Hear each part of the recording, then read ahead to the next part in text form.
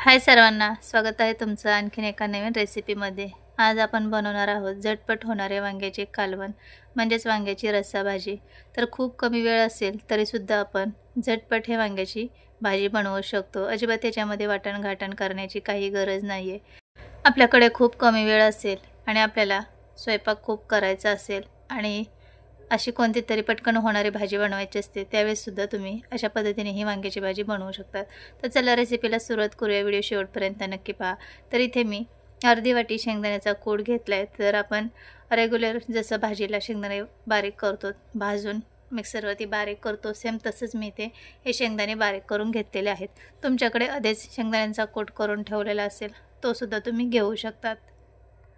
आता याच्यामध्ये आपण एक छोटा चमचा लाल मिरची पावडर टाकून घेऊयात, छोटा चमचा धना पावडर टाकूयात, थोडीशी हळद टाकूयात आणि आता याच्यामध्ये आपण छोटा एक चमचा गरम मसाला टाकून घेऊयात।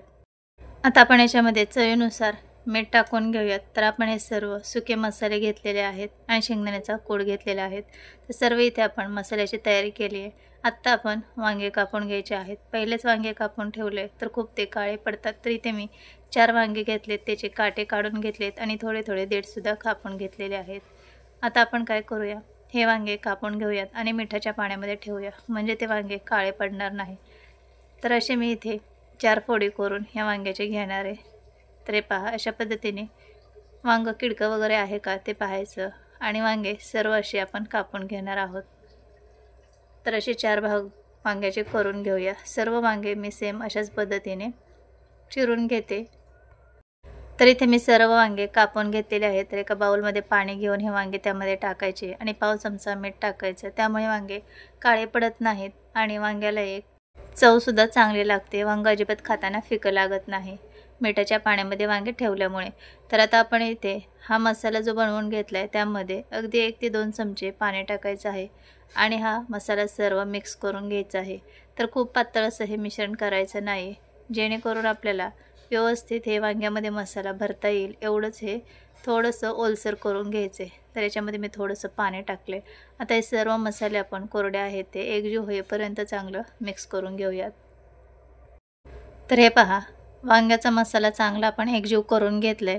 आता आपण हे वांगे घेऊयात। तर वांगे सर्व पाण्यातून काढून घ्यायचे आहेत एका प्लेटमध्ये आणि सर्व पाणी निथळून घ्यायचे आणि यामध्ये जेवढा बसेल तेवढा मसाला भरून घ्यायचा आहे। तर इथे आता एक एक करून आपण या वांग्यामध्ये हा मसाला भरून घेऊयात। तर बाकीचा शिल्लक राहिलेला मसाला सुद्धा आपण भाजीमध्ये वापरणार आहोत। तर जेवढा बसेल तेवढा इथे हा मसाला आपण भरून घेऊयात। तर हे पहा, अशा पद्धतीने आपण इथे मसाला हा भरून घ्यायचा आहे। तर हे पहा, सर्व वांगे मी सेम अशाच पद्धतीने भरून घेणार आहे। सर्व वांगे आपण इथे भरून घेतले। तर शिल्लक राहिलेला मसाला सुद्धा आपण इथे भाजीमध्ये टाकून घेणार आहोत। तर वांगे आपले भरून झालेत। आता आपण फोडणी करून घेऊयात।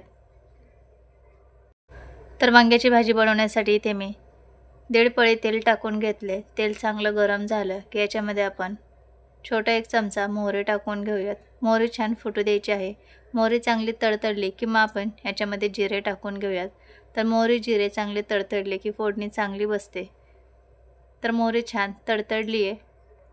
आता आपण याच्यामध्ये पाव चमचा जिरे टाकून घेऊयात।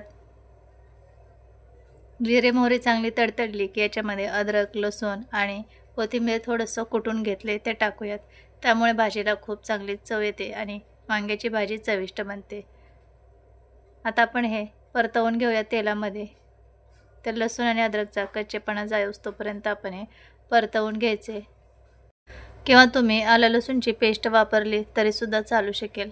आता आपण हे चांगलं परतवून घेतले तर छान खमंग असा फोडणीचा सुगंध येतोय। आता आपण याच्यामध्ये मीडियम आकाराचा एक टोमॅटो बारीक चिरून टाकूयात आणि तो सुद्धा चांगला तेलामध्ये परतवून घ्यायचा आहे।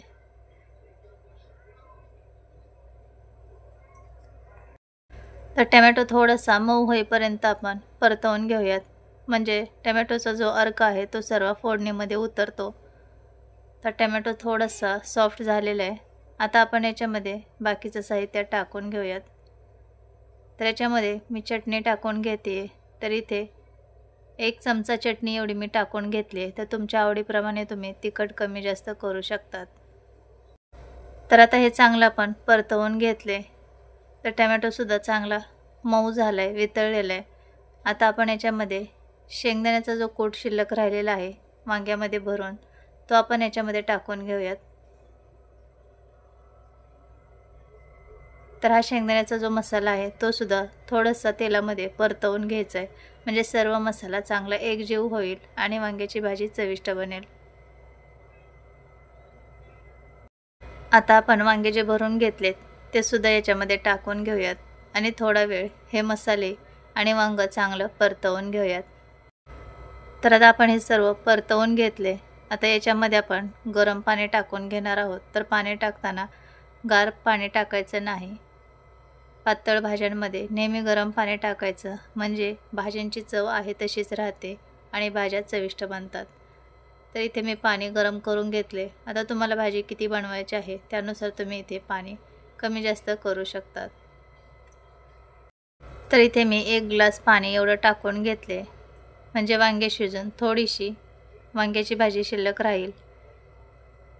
तर आता आपण हे मिक्स करून घेऊया आणि आपण ताटामध्ये कूट बनवला होता वांग्यामध्ये भरण्यासाठी, त्या ताटामध्ये सुद्धा थोडंसं पाणी टाकून मी याच्यामध्ये टाकून घेतले. तर वांग शिजून थोडासा रस्सा राहील एवढं आपण पाणी इथे टाकून घेतले, म्हणजे भाजी खूप पातळही होणार नाही आणि खूप घट्टही होणार नाही. आपल्याला भाकरी चपाती भाताबरोबर सहज खाता येईल अशी आपण ही भाजी बनवून घेणार आहोत. आता आपण याच्यावरती झाकण ठेवूयात आणि ही वांग्याची भाजी कमी गॅसवरती 5-6 मिनिटभर शिजवून घेऊयात. तर इथे 3 मिनिट झालेले आहेत. आता आपण झाकण उघडून घेऊयात. तर एक साईडने व्यवस्थित हे वांगे शिजलेले आहेत. आता आपण थोडंसं याला हलवून घेऊयात, म्हणजे सर्व बाजूने हे वांगे चांगले मऊ असे शिजले जातील. आता परत एकदा आपण याच्यावरती झाकण ठेवूयात आणि 3-4 मिनिट हे वांगे शिजवून घेऊयात, म्हणजे वांगे एकसारखे शिजले जातील.